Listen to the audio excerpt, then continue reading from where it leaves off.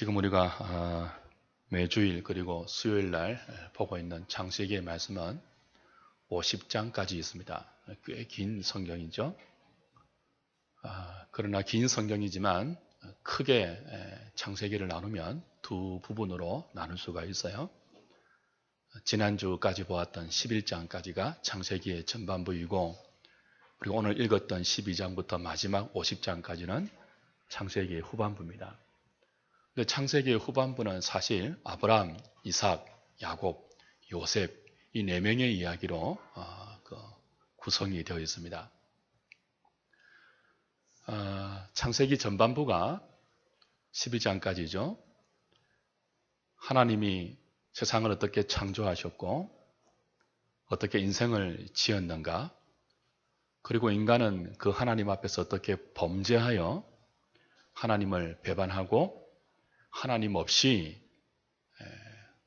자기 힘과 자기 방법으로 인간들의 왕국을 건설하며 사는가 하는 것들을 창세기 전반부에서 보여주었습니다. 그 후반부는 아브라함 이야기부터 시작해서 이삭과 야곱과 요셉의 이야기를 통하여 하나님이 이런 죄인들을 하나님을 떠나서 자기 왕국을 건설하기에 급급한 이런 죄인들을 어떻게 구원해 가시고 또 어떻게 하나님의 나라를 세워 가시는가 하는 이야기를 네 명의 인물을 통해서 하고 있어요. 그 네 명이 누구라고요? 아브라함과 이삭과 야곱과 요셉입니다. 물론 이 네 사람의 이야기는 창세기의 원래 독자가 출애굽한 이스라엘 백성들이에요.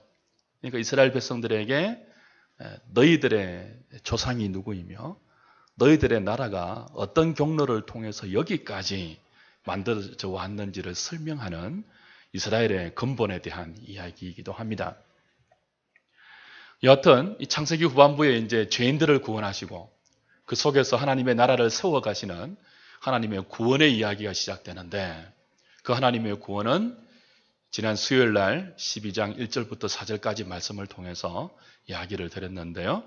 이런 하나님의 구원은 부르심으로 늘 시작이 되어요. 죄인들을 부르시는 하나님의 역사가 구원과 하나님 나라의 시작으로 등장하고 있는 거죠. 어느 날 하란에 살고 있던 아브라함에게 하나님의 말씀이 임합니다. 그 말씀의 내용이 뭐예요? 너는 너의 본토, 친척, 아버지 집을 떠나서 내가 지시하는 땅으로 가라 하는 그 말씀이에요. 이 말씀이 들려왔을 때 아브라함은 그동안 자신이 나름대로 하란에서 구축하고 또 쌓아왔던 모든 삶의 근거와 내용이 바르지 못하다는 것을 깨닫게 되었습니다. 그리고 하나님이 자신에게 주고 싶어하는 새로운 삶이 이 본토 친척 아비집, 그 정신의 근거에서 쌓아왔던 자신의 모든 삶을 버리고 하나님 말씀을 따라갈 때 하나님이 인도하시는 새로운 삶이 자신에게 임한다는 것을 믿게 되었어요. 그리고 아브라함은 그 말씀에 반응하여 자신의 삶을 바꾸는 위대하고도 엄청난 신앙의 결단을 하게 됩니다. 그것이 바로 아브라함이 하란을 떠난 사건이에요. 이때 아브라함의 나이가 몇 세라고요? 4절에 보니까 75세라 그랬어요. 말하자면 아브라함이 젊은 나이가 아니죠. 75세 때에 우리가 소위 회심이라고 부르는 영적인 사건을 경험한 것입니다. 75세 때 아브라함이 무엇을 경험한다고요? 회심을 경험해요. 회심, 돌이킨다 그런 뜻이에요. 본토 친척 아비집을 물리적으로, 공간적으로, 장소적으로만 떠나는 게 아니고 회심은 영적인 이사예요. 돌이키는 거죠. 본토 친척 아비집이 말해왔던 바벨론의 정신, 바벨탑의 정신, 하나님 없이 자기 실력에 근거해서 자기 힘으로 자기 성을 쌓고 하나님처럼 되려고 하는 그 정신, 그 정신에서 떠나고 돌이키는 것이 회심이에요. 회심. 이 회심이 하나님의 부르심에서부터 시작되고 아브라함 75세 때 이 회심을 경험하는 것입니다. 주 안에 사랑하는 여러분, 하나님께서 택한 자를 부르실 때 이 회심의 놀라운 사건이 일어나요. 저는 여러분들에게 회심의 사건이 있기를 축복합니다. 다 있었을 것인데 없었던 분도 있을 거예요, 여기에서. 아직 회심의 사건이 없었다면 기도하셔야 됩니다. 왜냐하면 하나님이 부르시는 은혜의 부르심으로 말미암아 우리 안에 일어나는 회심의 사건이 없이는요, 하나님 백성이 될 수 없기 때문에 그렇습니다. 복이 될 수 없기 때문에 그래요. 이 하나님의 부르심과 회심을 통해서 아브라함은 죄와 사망에서 나오게 되었고 하나님의 복된 자녀가 된 것입니다. 이 은혜를 경험하면서 아브라함에게는 믿음이 생겼어요. 믿음이. 하나님이 자신의 삶을 책임질 것이고 인도할 것이라는 믿음이 생겼어요. 이 믿음이 있었기 때문에 하란을 떠날 수 있는 것입니다.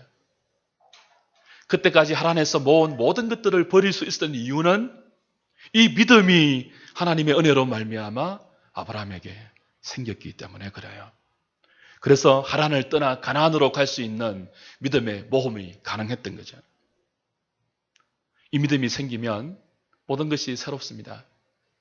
하나님이 나를 부르시고 내가 하나님께로 돌아가는, 내 마음이 하나님께로 돌이켜지는 이 사건이 우리 내적 심령 속에서 생기게 될 때 모든 것이 새로워져요. 하늘도 새롭고요. 땅도 새롭습니다. 바람도 새롭고요. 돌도 새롭게 보여요. 뿐만 아니고 앞으로의 삶에 대한 기대가 생깁니다. 하나님이 여기를 떠나라고 하시는데, 내 삶을 바꾸라고 하는데, 내 생각을 돌이키라고 하는데, 그렇게 하면은 하나님이 어떻게 인도하실까? 복이 된다고 하셨는데, 너를 축복하는 자에게 축복하고 너를 저주하는 자에게 저주하고 너는 복이 된다 그랬는데, 복의 근원이 된다 그랬는데, 이곳을 떠나서 하나님이 지시하는 하나님의 말씀을 따라가는 이 믿음의 삶을 시작하면 앞으로 내 삶에 어떤 미래가 열릴까? 앞으로 하나님이 준비하고 있는 것이 무엇일까에 대한 기대가 생겨요. 75세 때의 아브라함은 회심을 경험하고 그 기대를 가지고 그 믿음을 가지고 하란을 떠나는 거예요. 늦었지만 어떤 의미에서 아브라함의 생애는 75세인 지금부터 사실 진정한 삶을 이제부터 막 떼어놓는다고 볼 수 있습니다. 그런데 그 은혜로 시작한 아브라함의 새로운 삶의 현실은 어떠합니까? 분명히 땅을 주신다고 해서 하란을 버리고 왔어요. 본토 친척 아비 집을 떠나서 내가 네게 가르치는 땅, 내가 네게 보여주는 땅, 내가 네게 지시하는 땅으로 가라. 그 땅을 주겠다고 했거든요. 땅을 주신다고 해서 떠나왔단 말이에요. 왔는데 5절에 보니까 이 하란을 떠나서 가나안까지 오는 여정이 쉽지 않았던 여정이었던 것을 암시하는 말이 있죠. 마침내 그랬어요. 마침내. 아브라함이 그 땅을 지나, 그죠? 아브라함이 그의 아내 사레와 조카 롯과 하란에서 모은 모든 소유와 얻은 사람들을 이끌고 가나안 땅으로 가려고 떠나서, 그다음 뭐라고요? 마침내 가나안 땅에 들어갔더라. 마침내 가나안 땅에 들어갔다는 말은 하란을 떠나서 가나안 땅에 도착하기까지 여정이 순탄치 않았던 것을 암시하는 말이죠. 그렇게 어렵게 가나안 땅에 도착했는데 아브라함을 기다리고 있는 것은 환영이 아닙니다. 아무도 아브라함을 환영하는 사람이 그곳에 없었어요. 축, 환영, 여기까지 오신다고 고생했습니다. 프레카드가 붙어 있는 거 아니에요. 오히려 그 땅에는 포악하고 힘이 세고, 나중에 그 출애굽한 이스라엘 백성들이 그 땅을 정탐하고 와서 보고할 때 우리는 메뚜기입니다 라고 할 정도로 거대한 기골이 장대한 자이언트 거인족들이 살고 있었습니다. 하나님이 주신다고 약속한 약속의 땅에 왔는데 그곳에는 아브라함을 환영하는 눈길이 하나도 없고 오히려 어디서 굴러먹다고 온 사람이야. 훨씬 자기보다 힘이 세고 포악하게 보이는 거인들의 사늘한 경거의 눈초리 외에는 아브라함을 반기는 것이 아무것도 없었어요. 그런데도 하나님은 7절에 보면은 바로 이 땅이 아무도 너를 반기지 않고 이미 힘센 거인족들이 차지하고 있는 이 땅이 내가 네게 주는 땅이다라고 말씀하십니다. 기대를 가지고 왔는데 과연 어떻게 하나님이 인도하실까? 적어도 하람보다는 낫겠지. 하나님이 새롭게 인도하시는 그 땅에 대한 믿음의 기대를 가지고 모든 것을 버리고 왔는데 현실은 어떠하다고요? 한 평도 발을 디딜 만한 땅이 없었고 이미 그 땅은 거인족들이, 가나안 원주민들이 다 차지하고 있는 그런 땅이란 말이죠. 그래서 아브라함은 그곳에서 하나님께 믿음의 제단을 쌓았어요. 하나님이 이곳이 내가 네게 주는 땅이라고 하니까 여호와 이름을 부르면서 제단을 쌓았습니다. 그럼에도 불구하고 뭐예요? 너무 적응이 안 되었어요. 그 땅에 대해서.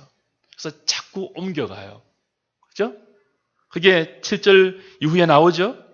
거기서 베델 동쪽 산으로 옮겨갔고 또 뭐예요? 9절에 보니까 점점 남방으로 옮겨갔다 그랬습니다. 알겠습니다. 하나님. 여기가 하나님이 내게 주신 땅이군요. 인정하고 받아들이려고 했지만 어떻게 하든지 적응하고 살려고 했지만 너무 적응하기 힘들었어요. 이 땅의 사람들과 생존이 막막했어요. 그래서 살기 위해서, 적응하기 위해서, 생존하기 위해서 옮겨다니고 점점 남방, 이 남방이라는 말은 남쪽이라는 뜻도 있지만 지명이에요. 지명. 남방에까지 살기 위해서 옮기는 거죠. 네게브 땅 쪽으로 옮겨가게 되는 것입니다. 그런데 그게 끝이 아니에요. 10절에 보니까 그렇게 옮겨간 그 땅에도 무엇이 찾아옵니까? 기근이 찾아와요. 근데 이 땅에 기근이 심했더라라고 10절 후반부는 밝히고 있죠. 그 땅에 기근이 심하였습니다. 조금 전에 하나님의 은혜를 입고 믿음을 가지고 하란을 떠나서 가나안 땅에 올 때는 기대가 컸습니다. 왜냐하면 하나님을 경험했잖아요. 말씀하신 하나님을 경험했잖아요. 그 하나님 때문에 믿음을 가졌잖아요. 살아계신 하나님을 경험하고 그 하나님이 인도하시는 새로운 삶에 대한 기대를 가지고 왔단 말이에요. 근데 현실이 만만치 않습니다. 그 새로운 땅은 살아남기조차 힘들어 보이는 막막한 땅이었고 자기보다 훨씬 능력이 많고 기골이 장대하고 실력이 뛰어나게 보이는 사람들이 이미 자리를 딱 차지하고 한 평도 양보하지 않는 그런 땅이란 말입니다. 자꾸 옮겨 다녀도 남방까지 와도 쉽게 살 길이 열리지 않는 거기에 설상가상으로 뭐까지 더해졌습니까? 기근까지 찾아옵니다. 심한 기근까지 찾아와요. 그때 아브라함에게 어떤 생각이 들 수 있을까요? 아니 이게 뭐야? 이럴 수가 있어. 그런 생각 들지 않겠습니까? 그래서 오늘 저는 본문의 제목을 이럴 수가 혹은 이게 뭐야? 그렇게 잡았습니다. 거기는 많은 의미가 들어있죠. 아니 이럴 수가 있어. 뭐야 이거 지금? 당혹감이죠. 우리가 믿음으로 살아가려고 결심을 하면요. 가장 먼저 부딪히는 현실이 이런 거예요. 믿음으로 사는 우리를 인정해주고 박수 쳐주고 도와주는 현실이 열리는 것보다는 오히려 뭐예요? 믿음으로 살려고 결심하고 두 주먹을 불끈 쥐고 기대감을 가지고 믿음의 발걸음을 옮겨놓는데 현실은 막막할 수 있다니까요. 이거 뭐야? 아니, 뭐야 이거? 이런 생각이 들 정도의 형편이 믿음의 사람들에게 찾아올 수 있습니다. 풍성한 삶은 고상하고 되는 일이 별로 없고요. 월급은 오르지 않고 물가는 자꾸 오르고 살기는 힘들고 앞길은 막막하고 100세 시대라 하는데 50세 되면 정년퇴직해야 되고, 아이들은 말 안 듣고, 시집도 안 가고, 장가도 안 가고, 직장도 못 잡고, 얼마 전에 밥을 먹는데 그 옆에 있는 70이 다 된 어르신들이 이런 말을 하더라고요. 제가 돼지국밥을 먹으러 갔거든요. 근데 돼지국밥을 먹는데 70이 넘는 두 남녀 어린이 상봉을 한 거예요. 우연히. 근데 아는 분이에요. 이 두 분이 하는 이야기가 제 가슴을 찌르더라고요. 둘 다 30이 넘는 자식들이 있는데 직장을 못 잡는 거예요. 70이 넘는 이 어른들이 막노동을 해서 이런저런 다 해서 가게를 꾸려가는데 자식들이 그 아버지 어머니한테 돈을 타서 얻어먹고 있는 거예요. 자식들은 이렇고 살 길은 막막하고 100세 시대인데 자기 현실은 늘 그렇고 와이프는 신경질 내고 믿음으로 살라고 하는데 삶이 자꾸 이렇게 될 때 아니 뭐야 이럴 수 있어? 그런 생각 들 수 있는 거죠. 여러분의 삶에 이런 환경이 찾아오고 이런 현실이 도래할 때 어떻게 해야 할까요? 정답은 우리가 다 알고 있어요. 정답은 뭐예요? 여기가 어떤 땅이라고요? 적응이 만만치 않고 앞길이 안 보이고 여전히 실력 좋은 사람들이 자리를 딱 선점하고 내가 앉을 자리가 조금도 보이지 않는 거기에 대해서 흉년까지 찾아온 그런 현실이라 할지라도 답은 뭐예요? 답은 여러분이 다 알고 있죠? 이 답은 뭐예요? 그것이 약속의 땅이라면 어려워도 다른 데 가지 말아야 돼요. 약속의 땅이라면 말씀 붙들고 죽을 때 죽더라도 끝까지 버티고 있어야 되는 게 정답이란 말이에요. 이 정답을 우리는 다 알고 있어요. 남들에게 그 정답을 말해주기는 어떤 면에서는 쉬워요. 그러나 막상 자기가 이런 현실을 당하면 결코 쉽지 않습니다. 아브라함은 이 현실 속에서 정답을 알았는지 몰랐는지 모르겠지만 그는 애굽으로 내려갑니다. 약속의 땅을 버리고 애굽으로 내려가요. 애굽에서 영원히 살려고 간 게 아니고 잠깐 이 기근이 지나갈 때까지만 좀 피해볼 심산으로 내려간 거죠. 근데 애굽에 내려간 아브라함을 기다리고 있는 것이 뭡니까? 더 큰 문제입니다. 더 큰 낭패가 찾아왔어요. 아브라함의 아내 사레는 굉장히 예쁜 여인이 있던 것 같습니다. 아마 김향미 정도 되었을까요? 예쁜 아내를 갖고 있는 남편에게는 저는 그렇지 않습니다. 늘 불안한 마음이 있다고 합디다. 저는 이해가 안 되는데 아브라함에게도 그런 것이 있었던 것 같아요. 애굽에 막상 딱 도착해 보니까 애굽의 문화를 아브라함이 파악한 거예요. 애굽에서는 예쁜 여자는 어떻게 해서라도 남자들이 차지하는 곳이라는 것을 알았어요. 비록 남편이 있다 할지라도 예쁘면 그 남편을 죽이고라도 예쁘면 차지하는 땅이 어디라고요? 애굽이에요, 애굽. 그래서 아브라함이 그걸 딱 알아차리고 그 땅의 규리를 딱 알아차리고 아내 사라에게 이렇게 말합니다. 뭐라고 말해요? 와, 이 땅에 와보니까 이 좀 심하다 이거. 이 땅은 예쁜 여자를 그냥 절대로 그냥 내버려두지 않는다. 차지하고 보는 땅인데 만약 당신이 내 아내라고 밝히면은 나를 죽이고라도 당신을 빼앗아갈 것이다. 당신이 내 누이라고 거짓말하자. 그래야 당신 때문에 내가 살 수 있다. 그렇게 아브라함이 제안을 합니다. 거짓말을 제안하는 거죠. 자기가 살기 위해서 11절, 12절, 13절인데 그죠? 자기가 살기 위해서 아내를 누이라고 속이는 것입니다. 여러분 아브라함이 이래서 됩니까? 안 됩니까? 정상적인 남자라면 어떻게 해야 됩니까?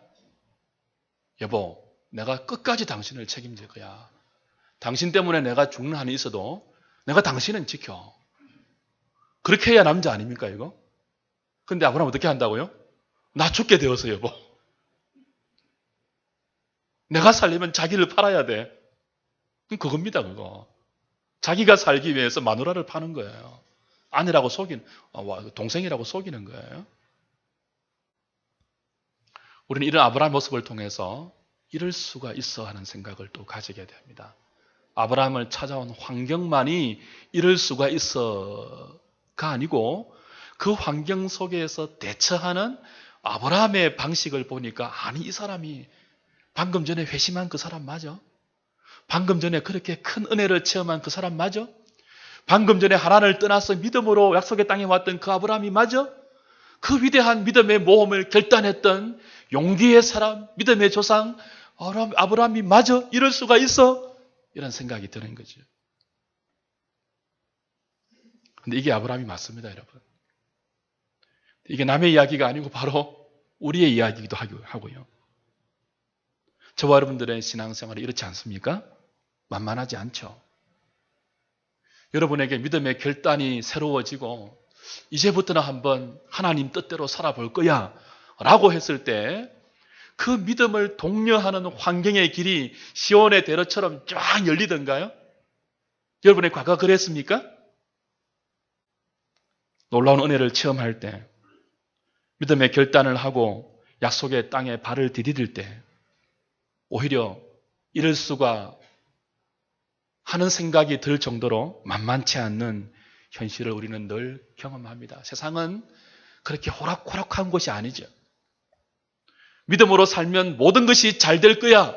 호락호락한 곳이 아니에요, 세상이. 아무도 알아주지 않습니다. 우리 믿음의 결단을 누가 알아줍니까, 세상이? 믿음의 가치를 누가 알아줍니까? 아무도 인정해주지 않습니다. 그래, 너 하나님께서 모든 것들을 버리고 이 땅에 왔지. 우리가 비록 선점했지만 너 참 가력하다. 내가 자리를 양보해 줄게. 세상은 절대로 그렇지 않아요. 오히려 어디서 굴러먹다가 왔지? 경계의 눈초리를 보내면서 자기가 가지고 있는 것 조금도 빼앗기 하지 않으려고 한 걸음 더 나가 우리가 있는 것들을 빼앗으려고 호시탐탐 기회를 보는 것이에요. 분명히 하나님의 약속은 우리에게 주어졌고 약속을 붙들고 왔는데 그 약속이 하루아침에 이루어지지 않잖아요. 왜 그렇습니까? 우리가 하나님께 부름받은 것이 우리가 생각하는 그런 목적으로 부름받은 것이 아니기 때문에 그렇습니다. 저와 여러분들이 하나님께 부름받은 것은 기능직으로 부름받지 않았습니다. 기능직으로. 하나님은 하나님 나라의 일꾼이 부족해서 세상을 잘 살펴보시다가 저기 뛰어난 사람이 있네. 제가 있으면 하나님 나라에 내 나라의 건설에 도움이 되겠어. 제가 가진 그 무엇이 필요하고 이런 기능과 이런 실력과 이런 탁월함이 필요해서 다른 사람이 아니고 저 사람을 뽑아와야 되겠지. 그렇게 해서 불러낸 사람이 아브라함이 아니에요. 저와 여러분들은 기능인으로 부름받은 게 아닙니다. 하나님이 택한 자를 본토 친척 아비집 그 죄와 사망의 바다에서 불러내신 것은 우리를 그 앞에서 거룩하고 험이 없는 하나님의 자녀 만들기 위해서예요.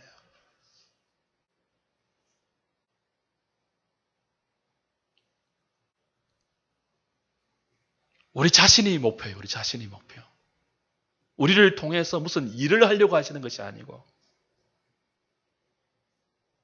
여러분 자신을 하나님의 사람으로 만들어가기 위해서 새롭게 빚기 위해서 불러내신 것입니다. 우리는 본토 친척 아비집의 정신, 죄와 사망과 무지와 어리석음과 허망함과 음란에 빠져서 뭐가 무엇인지도 모른 채 살아가고 있었던 사람들입니다. 그 속에서 하나님의 복된 부르심이 우리에게 임했어요. 아브라함처럼. 그리고 내가 네게 지시하는 땅으로 가라. 복이 되게 할게.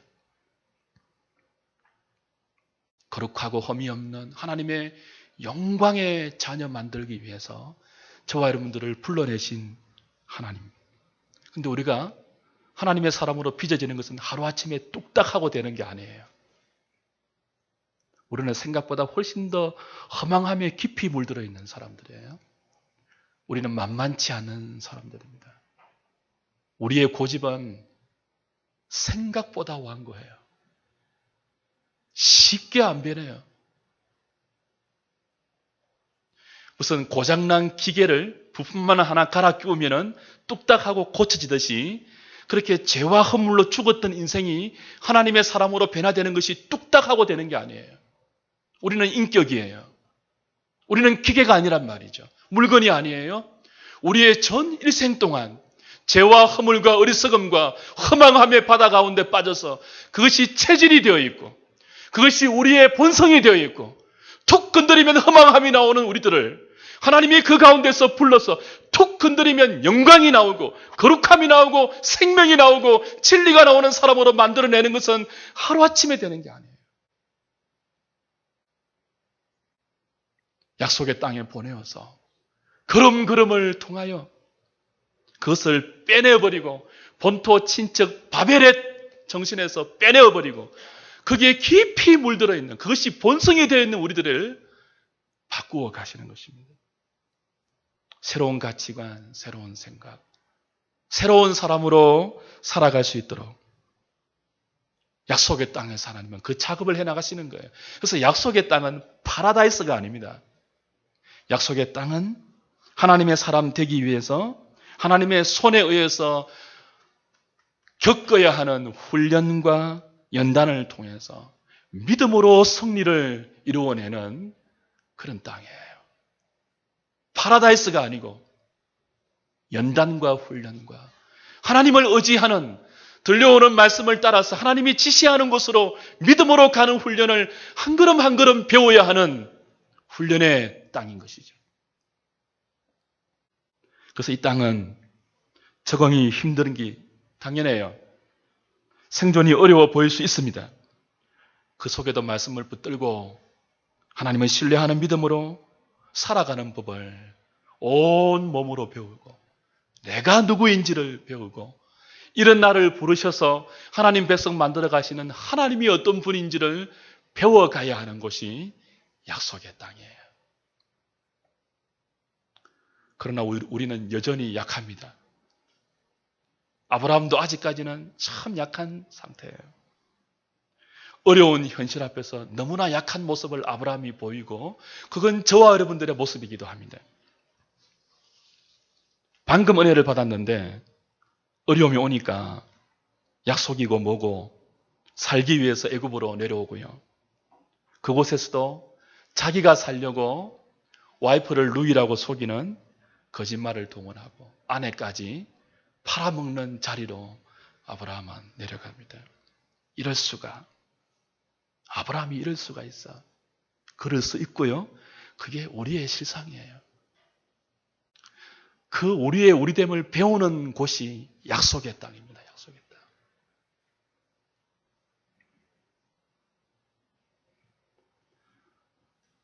그것을 위해서 하나님은 아니 이럴 수가 어떻게 이런 일이 어떻게 이런 환경이 라고 탄식할 수밖에 없는 형편들과 사건들을 우리가 당도한 약속의 땅에서 허락하셔서 그걸 만들어 가시는 것입니다.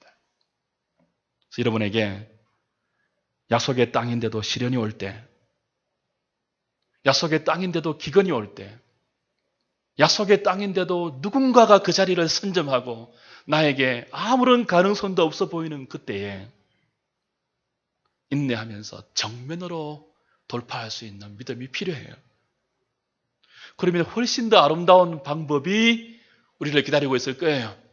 끝까지 아브라함이 참았더라면, 죽더라도 한번 이 자리에 있어보자 했더라면 이렇게 애굽까지 내려가서 아내까지 팔아먹을 수 있는 이 자리까지 안 오더라도 훨씬 더 하나님의 다른 훈련과 다른 방법이 아브라함을 기다리고 있었을 것인데 아브라함은 그렇게 하지 못했죠.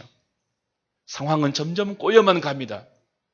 아내가 아니고 누이라고 속였던 사례를 사람들이 호시탐탐 기회를 엿받고 마침내 아브라함에게 있는 그 사례라는 여자가 너무 예쁘더라는 소리가 애굽의 바로에까지 들어갔어요. 그래서 바로가 사람을 시켜서 사례를 궁으로 불러옵니다. 이거 뭐예요 이거? 후궁 사무라는 거예요. 후궁. 그리고 아브라함에게 신부대금을 줘요. 신부대금. 말과 노비와 낙타 막 안겨줘요. 아브라함이 그걸 덥석 받아요 또. 그때라도 이 사람은 누이가 아니고 내 와이프입니다라고 하면 되는데 죽을까 두려워서 덥석 받아요. 더 이상 자기 힘으로 해결할 수 없는 자리까지 문제는 꼬여가고 상황은 복잡하게 되어버립니다. 하나님은 아브라함과 사례를 통해서 예수 그리스도의 예표가 되는 이삭을 계획하고 있단 말이에요.